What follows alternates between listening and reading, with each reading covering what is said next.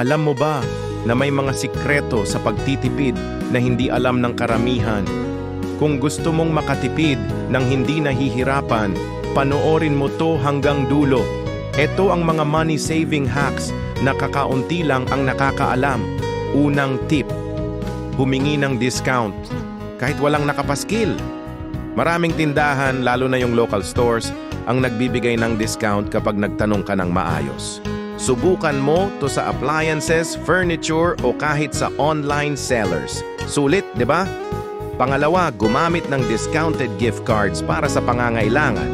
Kung may nabibilhan ka ng grocery, gas o pagkain sa fast food, hanap ka ng discounted gift cards para mas mura ang babayaran mo.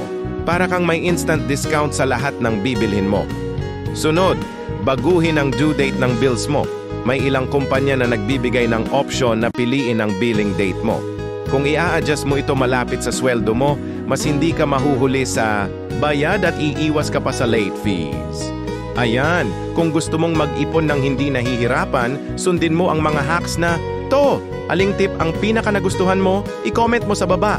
At syempre, huwag kalimutang i-like at i-share ang video na to para makatulong din